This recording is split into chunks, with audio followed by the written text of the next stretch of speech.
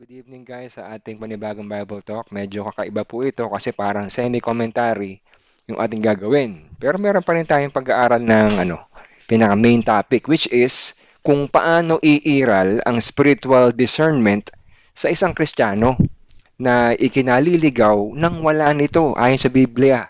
Marami po kasi mga umaattend ng church, linggo-linggo, no? Wala namang spiritual discernment. Ba't ko nasabi yun? Abi, kausapin mo tungkol sa Biblia, walang alam. Nga nga. Kumbaga, alien sa kanya yung mga napag-uusapan sa Bible. Walang ano yun, walang, hindi ko dinadama yung mga bagong believer. Yan sabi ko, yung mga matanda ng believer, mga 10 taon na may higit. Aba, bigyan mo ng mga puzzle, mga bagay na ukol sa Biblia, walang alam eh. So, minsan naman, bigyan mo ng argument, parang usapan na ikaw kunyari ay agnostic or atheist, hindi nila maramdaman kung ano ka. Sabihin nila, unbeliever ka. So, doon mo makikita, maweweigh mo na yung mga, hindi lahat na nasa church, no, umattend ng church at matagal na, merong spiritual discernment. Ang totoo, kahit nga merong matagal na umaalis pa eh. 'Di ba? Umaalis, gaya nitong, sino yun? Ating napag-aralan before, si Marty Sampson, sa Hillsong, 'di ba? Oh, yun naman, walang makasagot ng mga tanong niya. Kawawa naman yung tao ngayon, kaya umalis sa Christian faith. Marami siyang mga tanong, ba't daw may mga sakit yung mga bata, ba't daw hinahayaan ng Diyos yung mga ganyan-ganyan, mga evil sa mundo. Walang makasagot sa kanya, umalis ng faith. O, ibang usapan naman yun kasi kailangan niya ng tulong, walang nakakasagot ng mga questions niya. Ito naman spiritual discernment, guys, iba to. Kumbaga, ito dine-develop eh. Kumbaga, matagal ka na sa church, dapat meron ka na nito, yung ganitong kalibre. Siyempre, itong topic na to, hindi ito pang beginners, no? Kumbaga, parang intermediate advanced itong ganitong topic.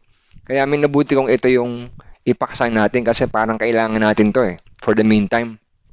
Ngayon, para mag-umpisa, sino binibigyan ng pagkakilala o discernment sa Biblia? Sabi sa Daniel 12:4, nakasulat doon, ngunit ikaw o Daniel, isara mo ang mga salita at tatakan mo ang aklat hanggang sa panahon ng kawakasan. Marami ang tatakbo ng paraot parito at ang kaalaman ay lalago. Hula po sa Daniel yan, na yung knowledge, it will grow. Ngayon sa verse 10, sabi, marami ang magpapakalinis at magpapakaputi at magpapakadalisay. Ngunit ang masasama ay gagawa ng may kasamaan at wala sa masasama na makakaunawa. Ngunit silang pantas ay makakaunawa. Ano ibig sabihin mga kasama? Sa panahon ng kawakasan pala, no, dumadami yung kaalaman, technology or whatever, dumadami siya. At kasabay nun, marami nagpapaputi, nagpapakalinis, nagpapakabanal. Ngayon, sabi niya, sabi sa hula, wala sa masasama na makakaunawa. Ito makikita niyo, wala itong discernment eh. Yung sinasabing wala sa masama na makakaunawa. Ano ibig sabihin nun? Ito'y patungkol sa bagay ng Diyos. Pag ikay wala kang alam sa bagay ng Diyos, nakahilera ka rin sa masama. Nakakalungkot sabihin, no? Para tayong judgmental. Pero yun po ang nakasulat sa Biblia eh. Na kumbaga ikaw kahit nagbabasa ka ng Bible, pero hindi mo naunawaan yung pasikot-sikot niyan, nandun ka pa rin sa kalagayan nun, masama. Malibang hanapin mo ng puspos yung no, yung kalooban ng Diyos. Bubuksan ng Diyos yung unawa ron eh. Pero ito mga kasama, sarado ito. Pag masama, hindi makakaunawa nung scriptural knowledge, hindi. Hindi siya pagkakalooban ng Diyos. Kumbaga hiwaga lahat yun sa Kanya. Kaya nung ang Panginoong Jesus po ay nagpunta sa earth, 3 years yung kanyang ministry, mostly yung kanyang mga kinakwento nasa parable, nakahiwaga. Kasi kinukonsil niya yung mga bagay na yun kasi may masamang audience. So hindi maintindihan ng masama yung mga bagay na pinag-uusapan tungkol sa bagay na pansa Diyos. Sa ating tanong, sino binibigyan ng pagkakilala o discernment sa Biblia? Yung pantas. Yung pantas po binibigyan ng pagkaunawa o ng discernment. Bakit? Sila yung umaalam eh. Kayo ngayon, nandito kayo sa Bible Talk, umaalam ba kayo ng karunungan ng Diyos? Opo, umaalam. Kaya nga kayo nandito. Wala nga kayo sa Netflix o basketball o kung ano mga events, di ba? That's why you're here. Kasi umaalam tayo ng katawiran ng Diyos. So meron tayong kalagayan ng pantas, no? Umaalam. Ngayon,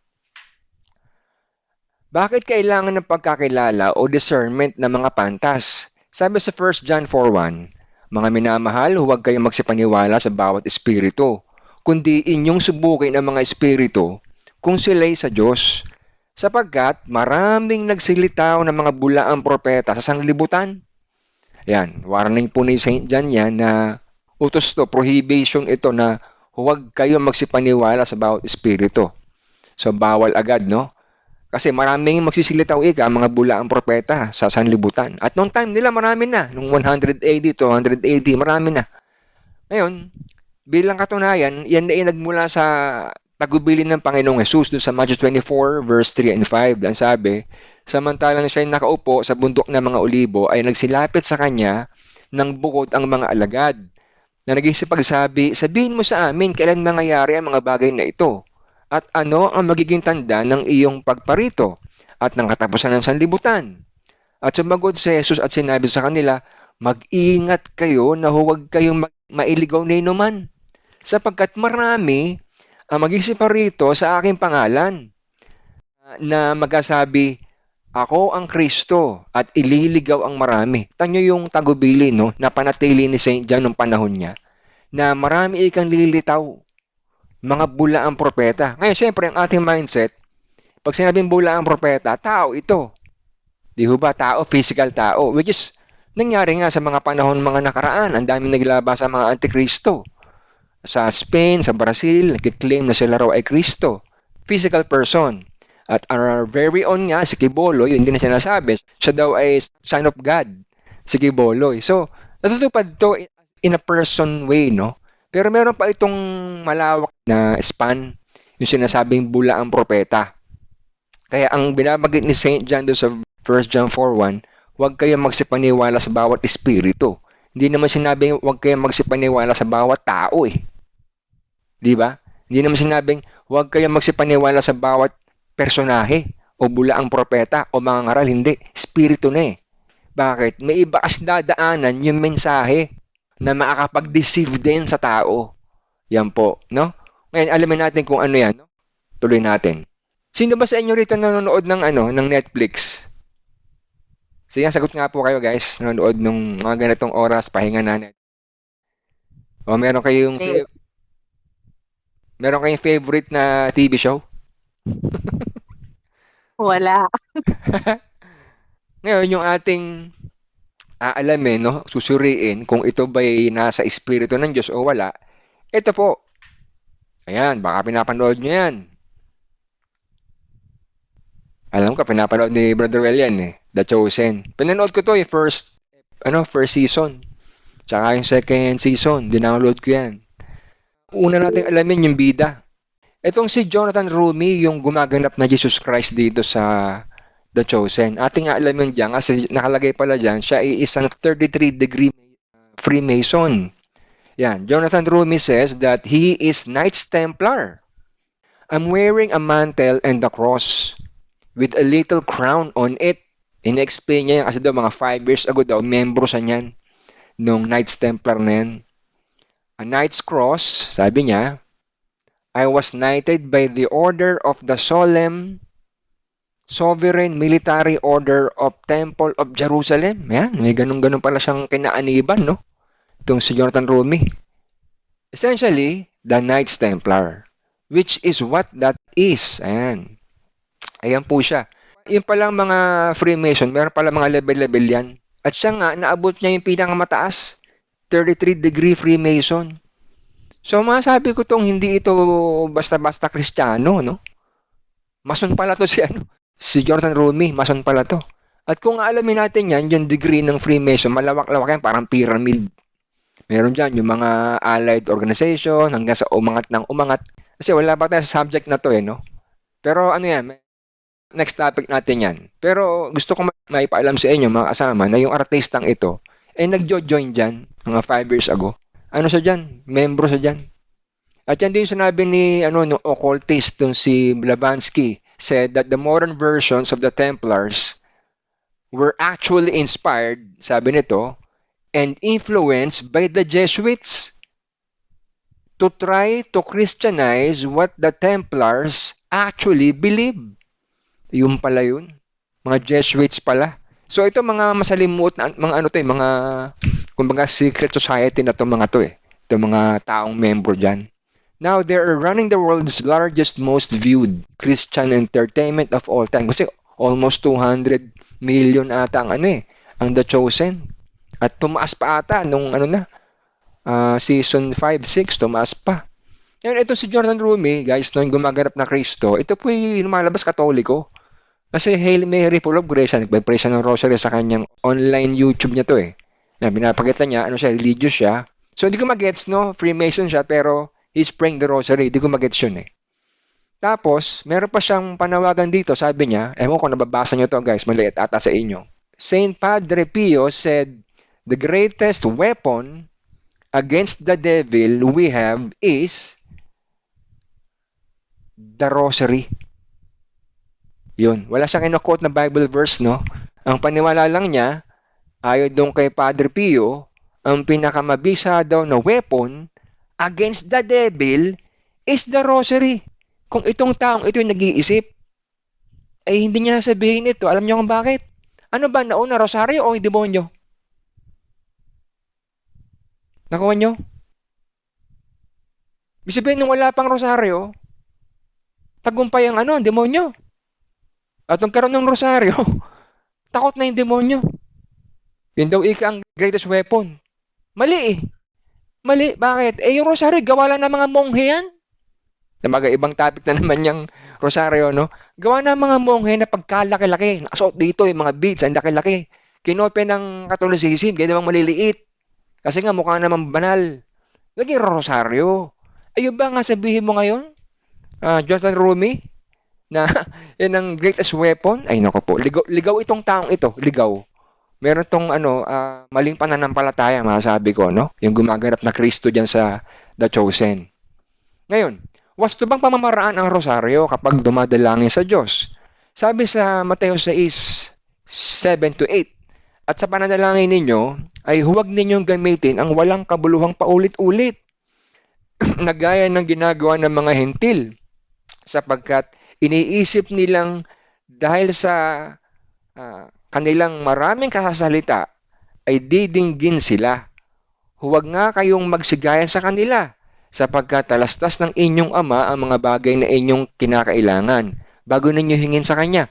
Tanyo, bawal pala sa scriptures, no? Sabi, huwag eh. Parang huwag papatay, ganun. Huwag. Alam yung huwag? Huwag gagamitin yung walang kabuluhang paulit-ulit. Eh, almost 10 times to mahigit, di ba? Yung ating ginagawa sa rosaryo. Paulit-ulit yan. Hanggang sa tumigil ka, pagod-pagod na yung panga mo, tigil ka na. Okay, pahinga ka muna.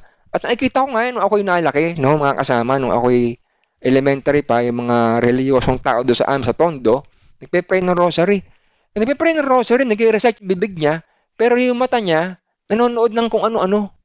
Alam niyo yun, parang wala sa focus. So, ano to? Anong kalokohan to? Hanggang sa naintindihan ko ba, may ganun pala sa Bible, bawal pala yun, yung paulit-ulit. Hindi pala pinakikinggan ng Diyos yun. Ayan. Pero ganun ginagawa nitong si Jonathan Rumi ng The Chosen. Ngayon, ano ba ang weapon o sandata ng Kristiyano laban sa demonyo? Ayon sa Biblia. Ephesians 6:17, at magsiguro rin naman kayo ng turbante ng kaligtasan at ng tabak ng Espiritu na siyang salita ng Diyos. Yan ang tabak na ng Kristiyano eh. 'Di ba? Yan ang pamatay diyan. Katunayan, sapagkat ang mga sandata ng aming paikipaglaban ay hindi ukol sa laman, kundi sa harapan ng Diyos ay may kapangyarihang gumiba ng mga kuta na siyang gumigiba ng mga maling haka at ng bawat bagay na matayog na nagmamataas laban sa karunungan ng Diyos at bumibihag sa lahat ng pag-iisip sa pagtalima kay Kristo. Kaya ito yung ginagawa ni Mr. Rumi, delikado to eh. Bakit? Maling haka yung tinuturo niyo sa tao eh. Haka-haka lang naman yun na ang greatest weapon panglaban sa demonyo ay rosary. Ano yun? Saan mo nakuha yun? Di ba kay Padre Pio? Kalaban mo si Pablo. Oh, hindi naman sinabi ni Pablo na, oy, kailangan mga kapatid, maghanap kayo ng rosaryo, ah.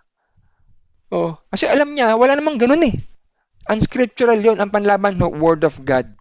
No? Word of God po ang panlaban sa masamang espiritu, lalo na. Ngayon, ito pa yung mga sinabi nitong Mr. Rumi. Pansinin nyo yung t-shirt niya. Yung t-shirt niya nakalagay dyan, if it's a symbol, to hell with it. No? Eh ano ba yung talk niya dyan? Ang talk po niya dyan, mga kasama, yung Eucharist, yung ostya. Sabi niya, I understand the weight, we believe, and what the host represents. Kasi nga daw, yung ostya, yung host, it represents Jesus Christ mismo. Yun ang kanyang paniwala no, sa Catholic system.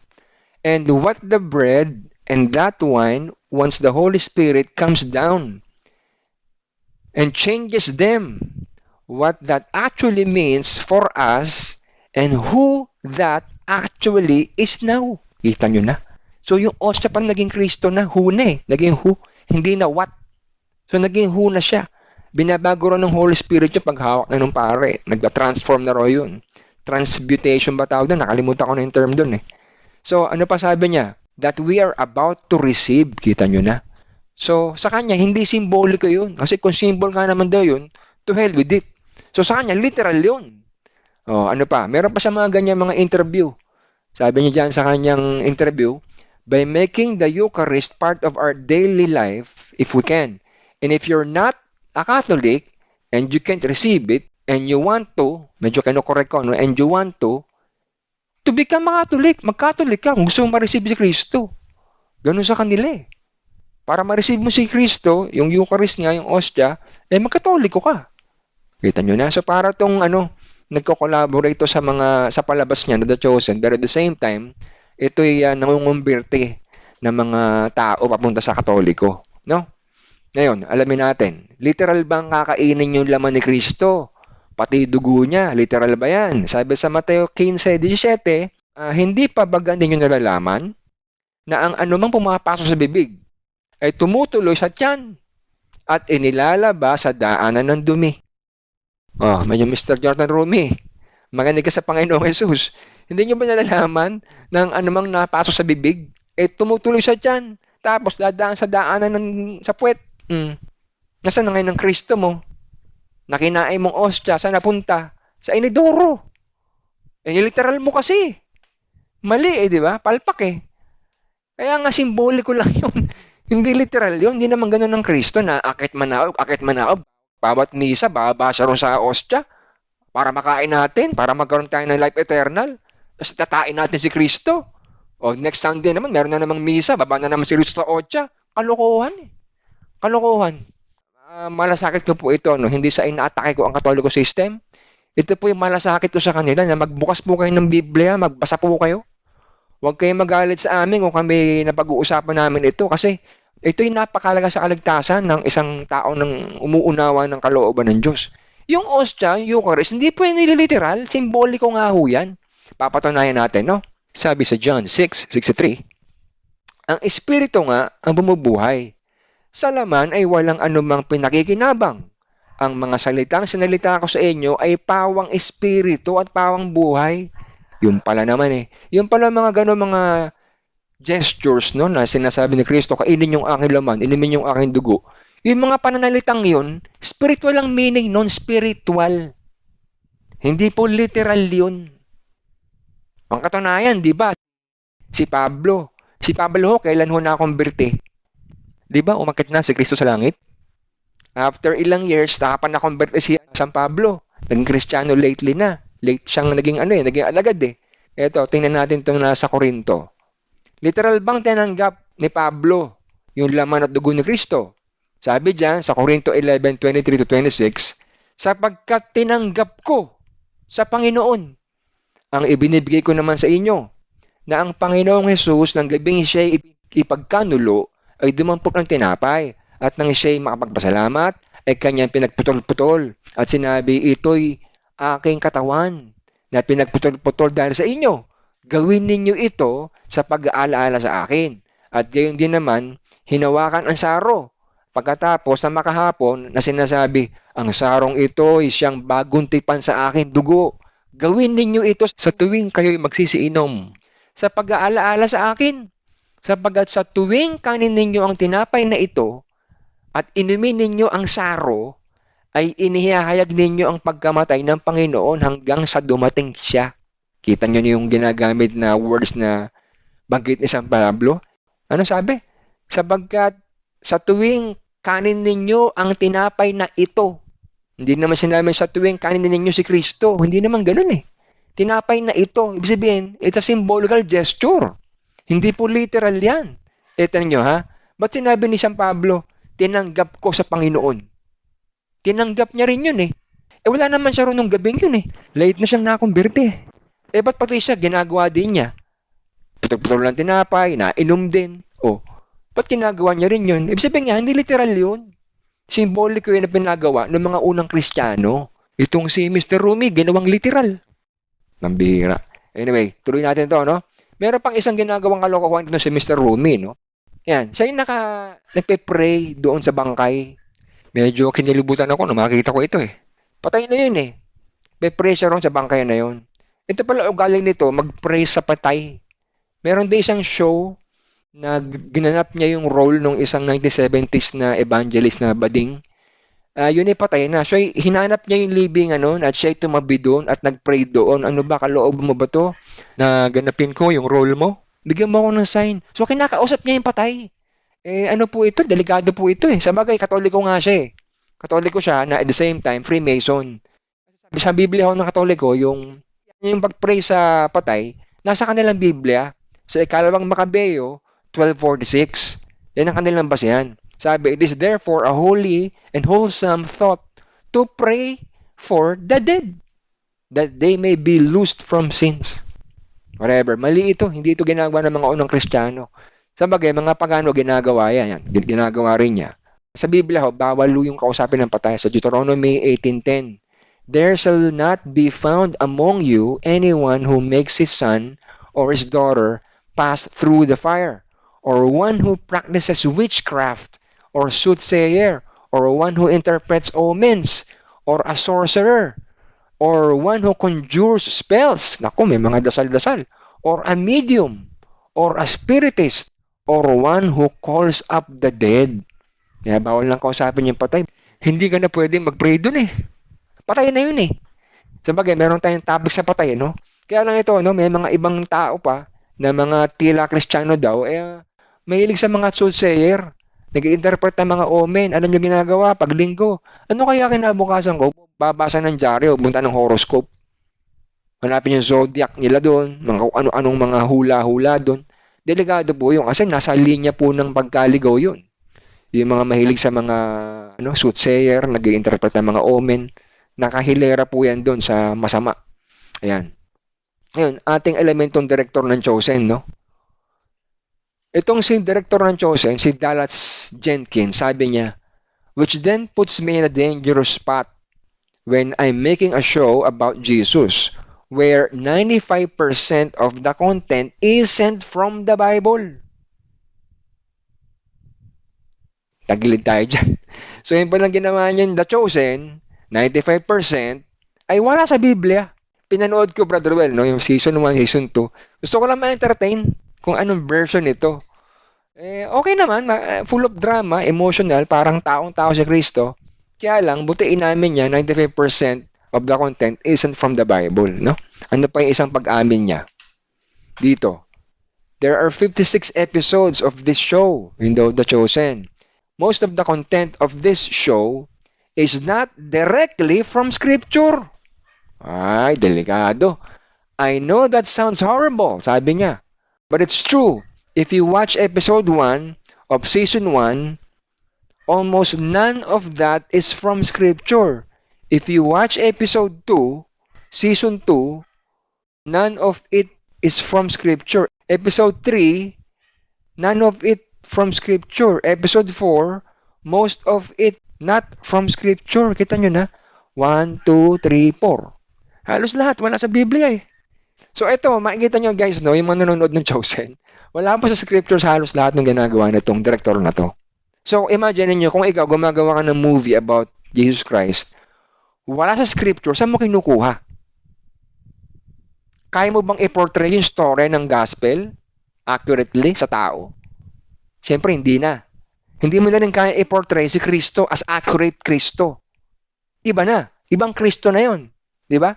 Kasi hindi na nga scripture eh. Yan. Gusto kong maisip niyo yun, no? Ano pa sabi niya? I'm going to agree with everything that I decide. In my portrayal of Christ, ayun naman pala. Mag-decide pala na bilang Kristo siya, yung director. Kung anong maisip niya o ipaisip sa kanya, yun ang lalabas na Kristo. Ibang Kristo ito. Ngayon, tuloy natin. Decide in my portrayal of Christ or of the followers of Jesus, that is a fact. Kung ano man daw lumabas doon sa mga alagad ni Jesus at si Kristo mismo, portrayal niya yun. Siya lang nakaisip noon, hindi biblical yun. Ayan. Tandaan natin yan, ha? Ngayon, meron pang isa nagsalita, isang membro ng Mormon. Kasi alam nyo, guys, no? Itong producer ng Chosen, yung mga producer, executive producer, Mormon po ito eh. Mormon yung Angel Production o Angel Studios. Mormon po yan. Sila nagpopondo niya ng malaking pera. Ano pa sabi ng isang si Brad Pello, executive producer ng Chosen? Sabi niya, so the mission of the Chosen is not to be scripture. Yeah, yeah. Sabi niya, it's not to pretend that we know exactly what Jesus was like or what his friends were like. So to present him in a language really of a modern generation, yun naman pala ang gusto mangyari nito mga director na to o producer na to, portray si Kristo nakatanggap-tanggap sa modern generation ngayon.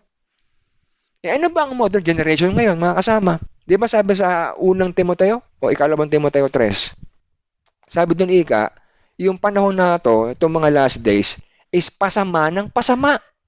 So ang gusto mangyari na itong mga taong ito, itong mga last days na to, no? Ipatanggap yung Kristo sa mga taong ito na masama. Maging katanggap-tanggap. Ganun ba nasa Biblia? Hindi yung ganun na nasa Biblia, mga kasama. Ha?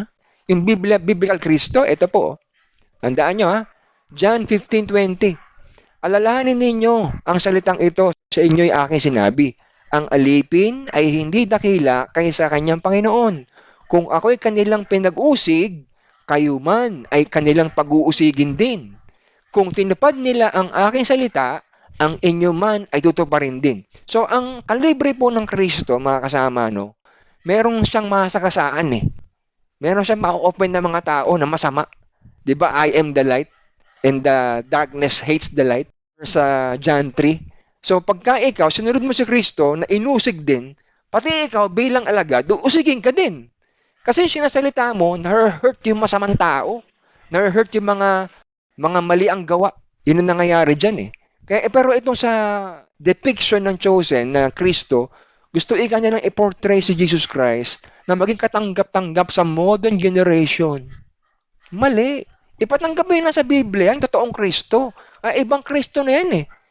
Yang nandiyan sa Chosen, ibang Kristo na yan. Kumbaga, friendly, parang hippie lang na Kristo. Nagkakamali. Mamaya, abangan nyo yung nagkakamali. Tayo. Ito pa isang sabi ng isang Mormon producer. Sabi dyan, we're ultimately focused on getting it to a billion people because we want a billion people to see an authentic Jesus. Ayun naman pala. Gusto rin nilang ma-reach ang billion people na ipakita yung authentic Jesus. Abay, nakalimutan niya yung director mo, hoy. Yung director mo sabi, 95% hindi biblical yung ginagawa niya. At yung kanyang Kristo at mga disciple ni Kristo, pinoportray lang niya sa isip niya yun. Ito, gusto niya mangyari naman, authentic Jesus. Hindi ko malaman kung sino niloloko nito eh. Nag-i-interview ba o sarili niya? Di ba? Tuloy natin. Ito pa, sabi ng director na si Jenkins, we want to introduce the authentic Jesus to a billion people. I believe the show is kind of an unvarnished look at the authentic Jesus. So, ito, inaamin na rin niya, pareho ng isang lalaki doon, na itong show namin, nagpo-produce talaga ito ng unvarnished look at the authentic Jesus. Parang nakalimutan niya sinabi niya kanina, no? Yung pinaportray niyang Kristo, sa isip ko lang yun. Pinaportray ko lang yun. Wala kang basihan eh. Mamaya, lalabas ko yung mga baraha dyan. Nakalimutan niya yung sinabi niya kanina. Sabi niya, nasa dangerous spot siya when I'm making a show about Jesus where 95% of the content isn't from the Bible. 95%. So, ang literal na lang 5%. So, yung 5%, yun yung authentic Jesus? I doubt. I doubt. Ngayon, eto. Nung naipalabas na yung mga ibang season, 1 or 2 or 3 ata, nagkaroon ng award. Tinan niyo yung sinabi niya sa award, ha? Tungkol sa pagiging accurate ng kanyang chosen movie. Sabi diyan, because listening to God when you're trying to portray His Son accurately to the world is extraordinarily. Ano sinasabi niya sa crowd do sa awarding? Yung daw show nila nag-portray ng accurately do sa anak ng Diyos. Extraordinarily daw yun. Sino niloko mo? Ha? Sino niloko mo kami? Buti na lang, merong Bible talk. Di ba? Ikaw mismo nagsabi, gawa-gawa mo lang yung Kristo tsaka yung mga alagad eh. Ikaw mismo nagpapaandar nun. Kristo mo yun, Mr. Jenkins. Hindi Kristo ng Biblia yung kasi nga 95% nga hindi accurate.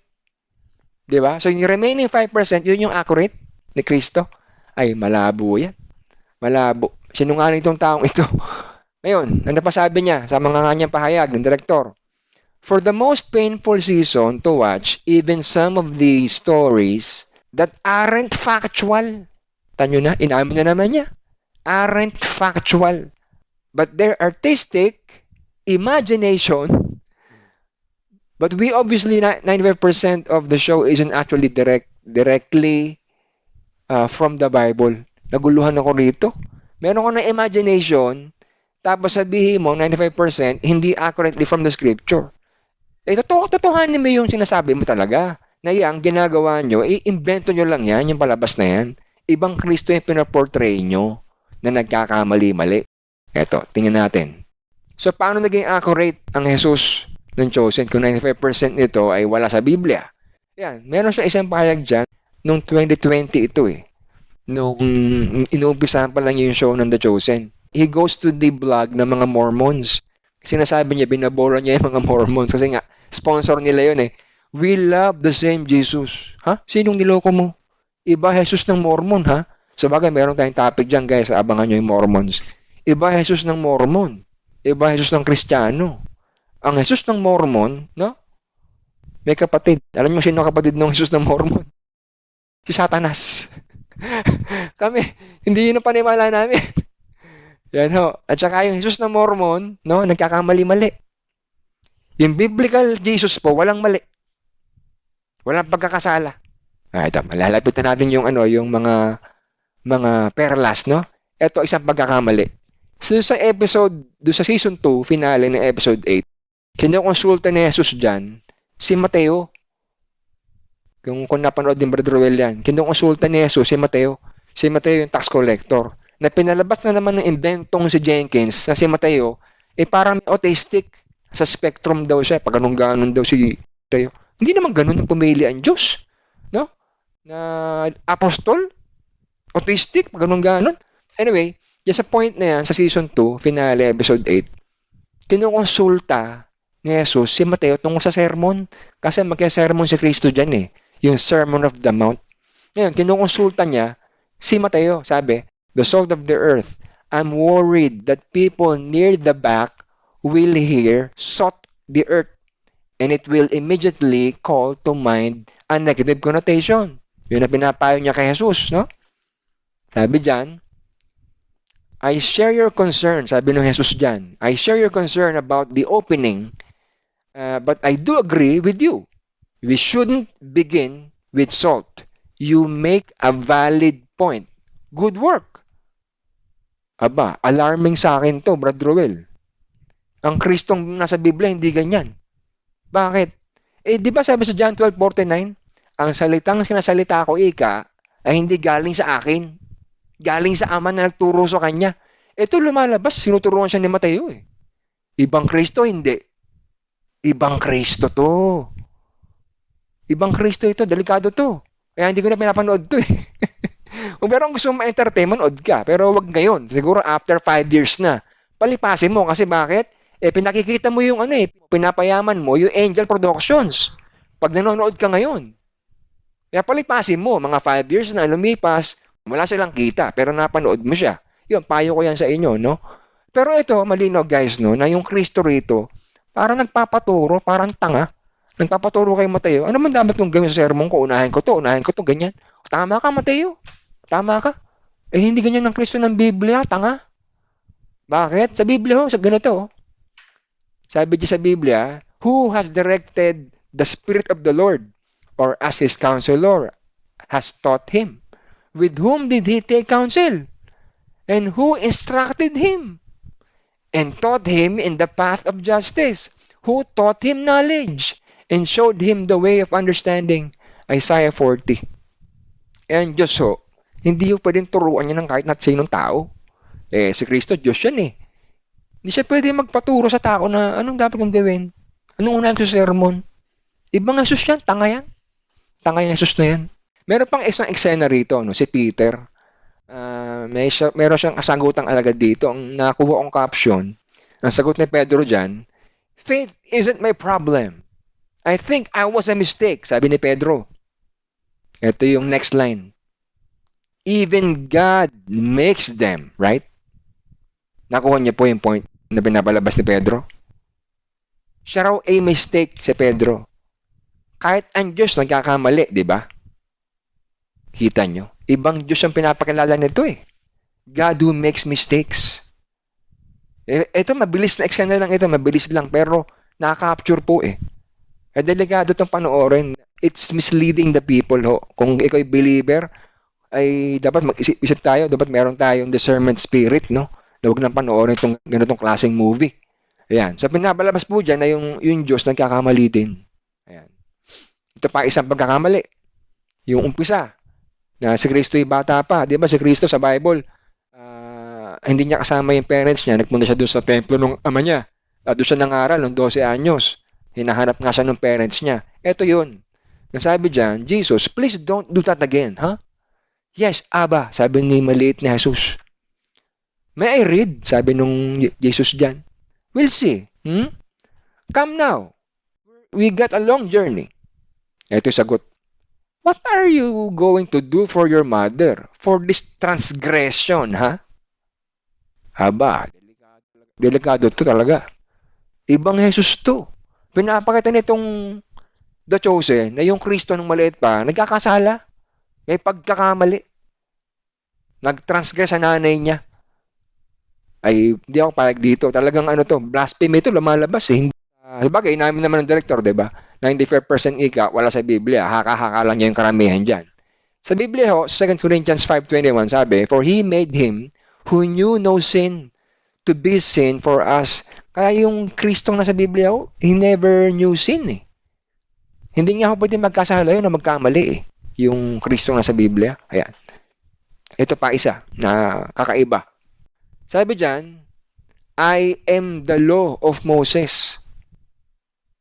Sabi dyan, sabi nung Kristo dyan, si Rumi, I am the law of Moses. Ang nasa Bible, I am the good shepherd, I am the door, I am the way, I am the light of the world. Pero yung I am the law of Moses, walang ganun sa Bible. Saan to? Saan nakasulat yan? Ito po mga kasama. Shocking to, shocking. Ikatlong Nephi, 15:9.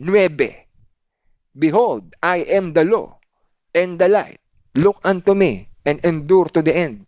And you shall live, for unto him that endureth to the end will I give eternal life. Biblia ba to? Hindi Biblia to. Book of Mormon to.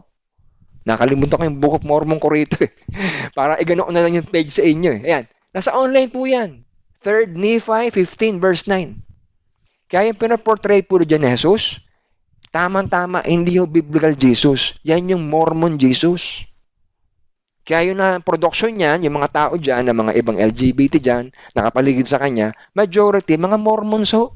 Pati yung mga scriptwriter, Mormons din. Siguro, hindi alam ito ni Jenkins, no? Hinayaan lang niya. I am the law of Moses. Ang ganda nga naman ng entrada. Drama-drama. Supalpal yung para sa'yo. Na, Brother Well? Mali. Mormon Jesus ito eh. Ay, naku po. Talagang misleading. Wala kang discernment of spirit. Ngayon, anong katunayan Mormon yan? Pag binasa niyo po sa Wikipedia, no, yung Angel Studio, sabi, Angel Studios was originally founded as VidAngel in 2014 by Latter-day Saint family. Pag sinabing Latter-day Saint, yung LDS, Mormons po yan. Mormons po.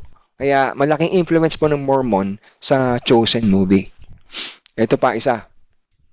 Sabi ni Jonathan Rumi, I love this guy's heart for ecumenism. Ba't yung sinasabi yun? Merong isang Protestant guy, pinost niya yung tungkol sa bagay ng Katoliko, natuwa siya.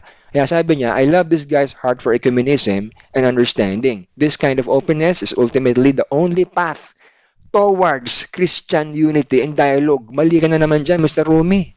Ang only path, mag-usap-usap, no? Mag-usap-usap, hindi yung ecumenism. Hindi, kasi pag ecumenism, walang pag-uusap ng doktrina dyan. Puro lang dyan, amen, amen, amen. Di ba? Sa kanya kasi, ang only path, yung openness, ultimately, yung love-love lang, walang negativity, ganyan. Yan ang ecumenism na pinopromote niya. At ang katunayan, dyan na nga papunta ang movie na yan. Sabi niya, the movement of ecumenical unity and collaboration that followed with this live evening was unprecedented. Shout out to Pope Francis for including it as part of WYD Festival. This is only the beginning of something larger than denominational division. Yan. Ito pong si Mr. Rumi, ito po para tong herald ng Katoliko na i-push yung ecumenism. Pumunta po tayo sa topic ng ecumenism, no? Intro lang po itong The Chosen. Ngayon, ito pa isang sabi ng observer sa The Chosen. Sabi sa Catholic movies, despite the ecumenical nature of the show, kita nyo na. So talagang alam nila na yung show ng The Chosen, ginagamit itong medium as ecumenism nga para ma-reach out yung mga non-Catholic, ma-bring back sa Catholic. Kaso hindi, may Mormon no? May Mormon depiction Kaya mali pa rin. Pero yan pa rin yung idea ng ecumenism, guys, no? Through movie, kaya nilang gawin yan na tayo magsama-sama, na sumampalataya, maniwala sa ganung depiction ng maling Kristo. Ayan. Tuloy natin yung pag-aaral. Paano iiral ang spiritual discernment sa isang Kristiyano na ikinaliligaw ng wala nito? Sabi sa Haggai 2:11, ganito ang sabi ng Panginoon ng mga hukbo, magtanong kayo ngayon sa mga saserdote ng tungkol sa kautusan. Utos pala yun na magtanong tayo. Magtanong tayo sa saserdote. Sino bang katumbas sa mga saserdote? Yung mga pare, yung mga pastor, yung mga ministro. Magtanong tayo. Isang way po yun para umiral yung spiritual discernment natin. Ngayon, sabi sa Colossians 3:1 naman, kung kayo ngay muling binuhay na kalakip ni Kristo, ay hanapin ninyo ang mga bagay na nangasa itaas, na kinaroroonan ni Kristo, na nakaupo sa kanan ng Diyos. Ilagak ninyo ang inyong pag-iisip sa mga bagay na nangasa itaas, huwag sa mga bagay na nangasa ibabaw ng lupa. Mga kapatid, ingat tayo. Alam ko, busy tayo sa trabaho, pero wag nating i-disconnect yung ating isip sa makalangit na bagay, no? Kasi yan po yung pinaka-dextrose natin sa langit, no? Hanapin muna natin yung mga bagay na nasa itaas. Kumbaga, seek ye first the kingdom of God. By that way, ako naniniwala yung spiritual discernment, active po yun sa atin. Pag meron tayong ganong attitude or behavior patungkol sa Christian life, naka-address lagi sa Ama, sa Panginoon Diyos, yung ating mga ginagawa, magtanong tayo sa mga pastor, mga spiritual concerns natin, ay okay po yung ating spiritual discernment, buhay na buhay po yun. Hindi yung babad tayo sa Netflix, babad tayo sa trabaho, wag po ganun, babad sa cellphone, babad sa YouTube entertainment. Nako, yun yung entertainment, X na po sa akin yan Sa akin, sa panahon ngayon, sa edad kong to, X na po sa akin yan. Wala na po akong update sa mga showbiz. Tanungin niyo sa artista, wala akong alam. Ngayon, ito pa isang talata. And this I pray, that your love may abound still more and more in knowledge and all discernment, that you may approve the things that are excellent, that you may be sincere and without offense till the day of Christ. Kita nyo na. Yung palang pagkakaroon ng discernment hanggang sa pagbabalik pala ni Kristo yun, mga kasama. Meron tayong ganong kaloob ng discernment. Ano pa? Ano bunga sa lingkod ng Diyos kapag may spiritual discernment ka o pagkakilala? Sabi sa 5:14 ng Ebreo, ngunit ang pagkaing matigas ay sa mga may gulang. Sa mga tuwid ay doon sa pamamagitan ng pamimihasa ay nangasanay ang kanilang mga pakiramdam upang makilala ang mabuti at ang masama. So ang bunga pala nito mga kasama, yung meron kang strong spiritual discernment, mabilis mong makilala yung mabuti at masama. Kasi sanay ka na Sanay na yung pakiramdam mo. Kumbaga, marinig mo palang salita yung pastor, discern mo na agad, ay nako, mali sinasabi nito. Ganun po yun. Kasi nasanay na yung pakiramdam mo. Meron kang kausap, neighbor, bibigyan ka ng mga salita. Eto mga ganito, kamusta ito? Eto yung ano, mga anak mo, kamusta na? Ay, alam mo na agad yun, chismosa yun. Hindi mo kinakailangan alamin yung buhay ko. Di ba? Hindi tuloy-tuloy na tatanong na tungkol sa personal life. Alam mo na agad yun. Dapat cut na agad yun. Hindi ka pwede magbigay ng information sa neighbor mo, lalo na bagong lipat ka. Ay, iba ho yun. So, magkakaroon ka ng discernment, no, sa mga taong makakausap mo pag ikaw, more on godly perspective tayo, mga kasama. Yan, hindi yung makalupa. Ito pa isa. Ngayon, ipinamamani ko sa inyo, mga kapatid, na tandaan ninyo yaong mga pinanggagalingan ng pagkakabahabahagi ng mga katitisuran laban sa mga aral na inyong nangapag-aralan at kayo magsilayo sa kanila. Ayun pala. So pagka pala ang tao, ang Kristiyano, meron ng strong discernment, kaya mo nang tandaan eh. Tandaan kita. Alam na kita. Markado ka na. Ikaw ay pala utang na hindi nagbabayad. Tandaan mo na yun. Tandaan mo na yung matabilang bunganga na sinisiraan yung mga tao. Pati ikaw sisiraan ka din. Magtaligod mo eh. Delikado. Tandaan mo na yun. Lalo na yung laban sa aral. Pagka ang binabanggit na yung aral ng Biblia, ay hindi naman totoo ika ng Kristo. Ay, layo na tayo ron, mga kasama. Layo na tayo. Hindi tayo pwede makibahagi doon. Kaya lalo na si Mr. Rumi. Sinasabi ni Mr. Rumi, pray the rosary, go to the Eucharist, be a Catholic. Ay laban na sa aral ng Biblia yon, mga kasama. Layo na tayo ron sa chosen. Huwag na tayo manood ng mga ganon. Delegado po yun. Kaya yung ating pong quiz, sino pong nakasagot? Ah, yan. Which ones are not scripture? Mga sumagot, yan.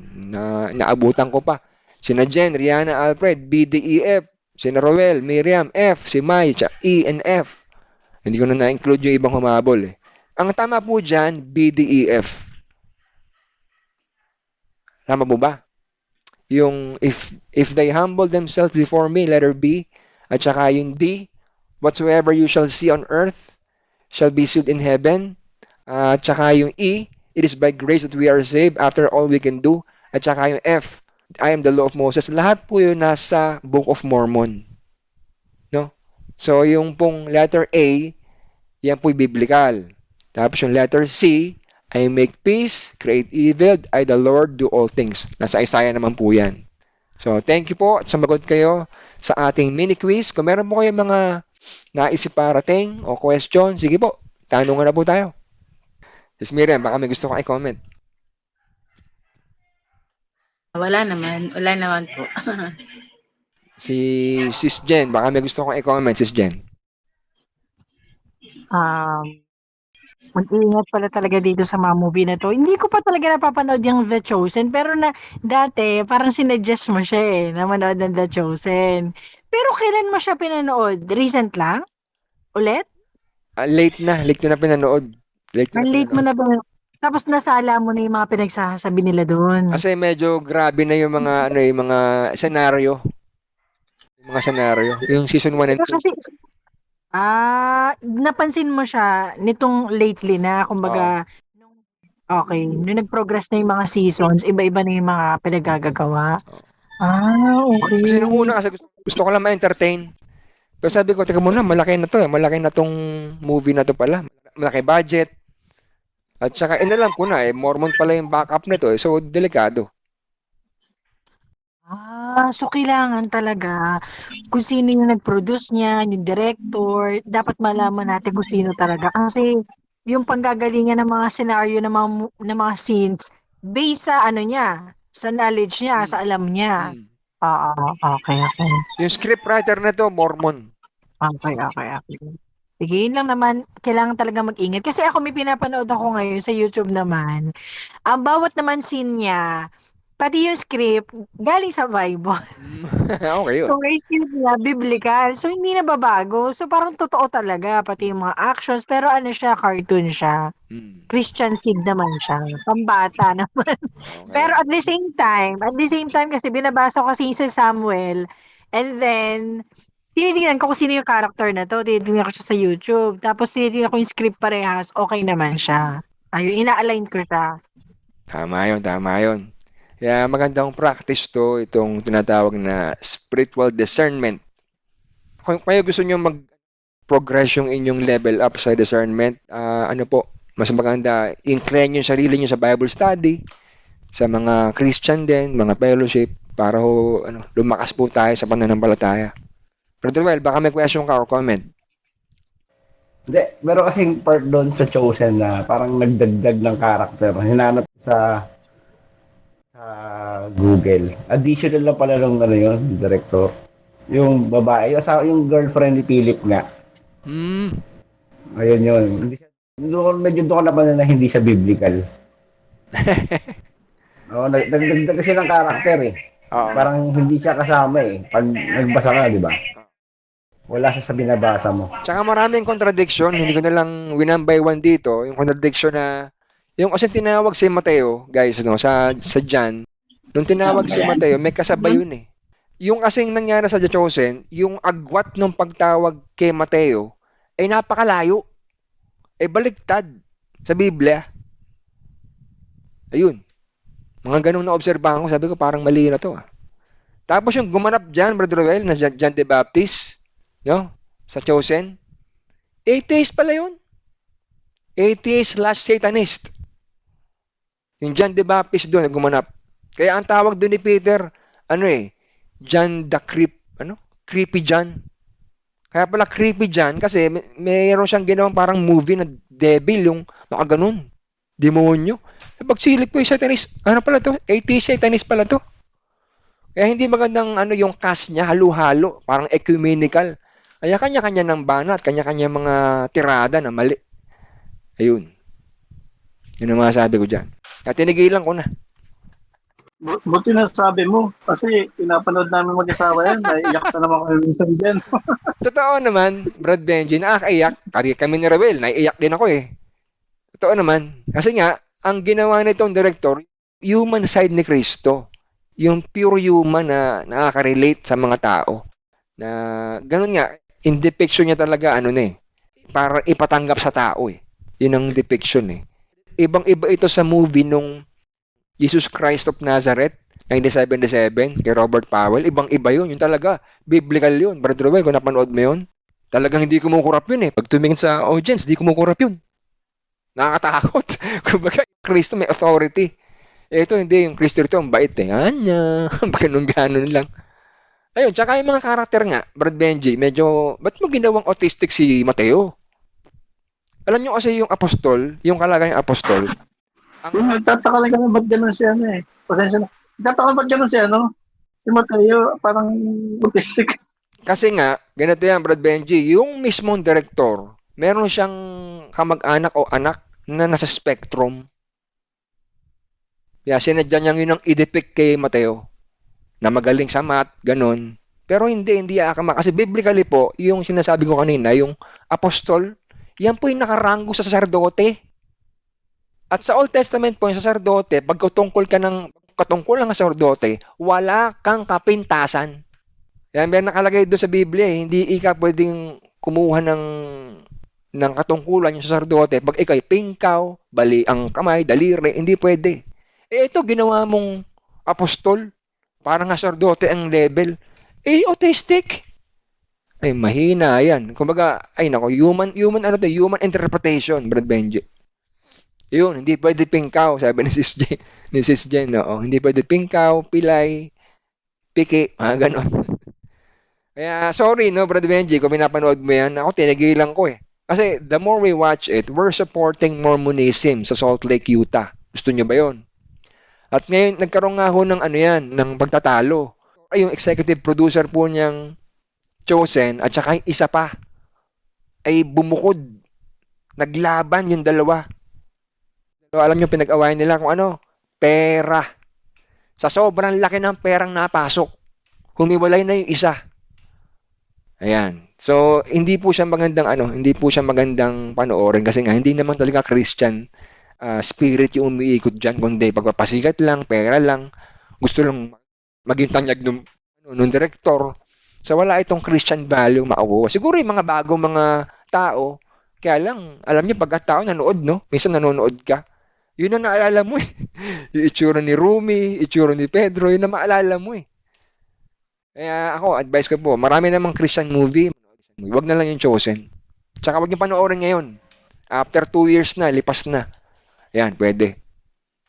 Sige pa po, baka meron kayong gustong pahabol at tayo magtapos na. Ay, yung Passion of Christ. Passion of Christ No. kay ano yan? Mel Gibson? Ah, Okay yun. Biblical yon. Okay yun. Biblical ang Passion of the Christ. Maganda yung portrayal niya ron. Yun, may mga nakonverte ron talaga, naging Kristiyano. Yung Judas doon, yung mga testimony nila, naging Kristiyano yun. Kaya yan. meron pa isa yung David na movie. David under Angel, Oh, ata. House of- Parang. House of David. House of David. Ay, aabangan ko muna, Brother Roel, no? Aabangan ko muna. Suriin ko muna. Kasi pagka parang mali na naman, ayoko na rin panoorin. Sabihin ko na lang sa inyo. Yun Nasa talaga. prime na yun eh. Nasa prime na ba? Oo. Kasi maraming yun, ano eh. Nanloloko lang eh. Kahit hindi mga ngaral, no? Kahit television lang, pwede ka maloko eh. Kaya, Hindi ka na panonoorin yung susunod doon. sorry. Ayun. Na gano'n naman talaga ang mga believers, nagkakaisa sa isang diwa, di ba? Isang pananampalataya tayo kasi, ganun yun. Ano yan, Levitico 21:17-21. Nandun yung nakasulat, yung pagkain kay sacerdote, wala ang kapintasan. Leviticus 21. Thank you, Sis Jen. Yun. Si Mateo, ginawang autistic. Ako naman. Ito po yung umpisa ng ecumenism, no? Ecumenical. Sinali ko na po itong chosen as introductory. Again, guys, thank you for coming. Good night po. Thank you po sa mga dumalo, sumagot ng quiz. Bye-bye.